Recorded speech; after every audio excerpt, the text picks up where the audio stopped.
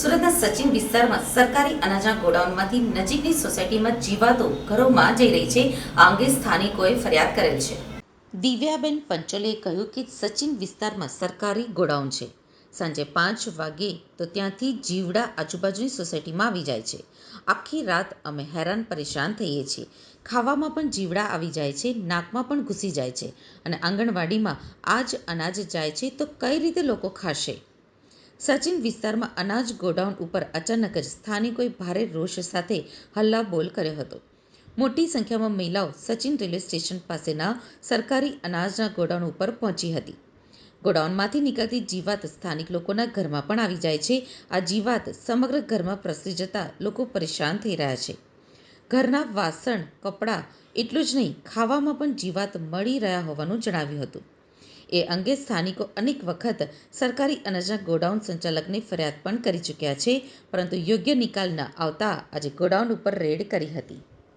સૌથી મોટામાં મોટું ગોડાઉન છે, બરાબર, જ્યાંથી સૌથી વધારે જથ્થાની આવક જાવક થાય છે, બરાબર. એ આજુબાજુના રહેવાસીઓની એવી ફરિયાદો છે ઘણા સમયથી કે જે અનાજની અંદર જે ધનડા પડે છે જીવાતો, એ અહીંયાથી ઉડીને એમના ઘર તરફ આવે છે, એમના અનાજ ખરાબ થાય છે. રોજિંદી જિંદગીની અંદર પણ તકલીફો ખૂબ જ થઈ રહી છે એના લીધે.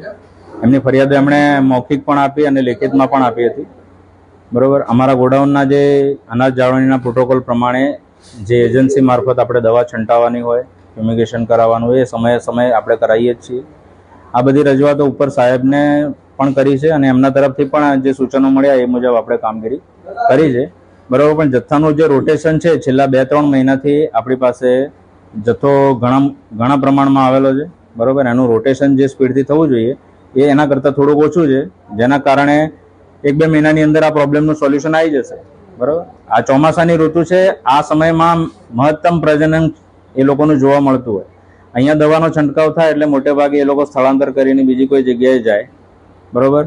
ગઈ વખતે અમે લોકોએ જે દવા છંટકાવ કરી અથવા તો જે ટીકડીઓ મૂકી પાવડર છંટાવ્યો એમના પ્રિમાઇસીસ તરફ બી છંટાવ્યો, જેથી કરીને જીવાતો એ તરફ ક્રોસ કરીને ના જાય.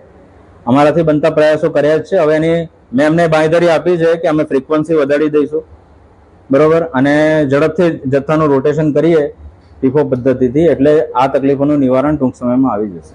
ગોડાઉનમાં પાણી છે અને પાણી સમસ્યા એક જ છે. આ ગોડાઉન છે સચિન વિસ્તારમાં આરોગ્ય સરકારી ગોડાઉન છે, સરકારી અનાજનું ગોડાઉન છે. ત્યાં રોજ સાંજ પડે 5-6 વાગે એટલે બધા જીવડા આજુબાજુની સોસાયટીમાં ફેલાઈ જાય. આખી રાત હેરાન કરે છે અમને. ખાવામાં આવે, પીવામાં આવે, નાકમાં ઘૂસી જાય, આંગણવાડીમાં અનાજ જાય, સરકારીમાં અનાજ જાય ને આવું અનાજ અમારે અહીંયા અમને આ ગોડાઉન જ જોઈતું નથી.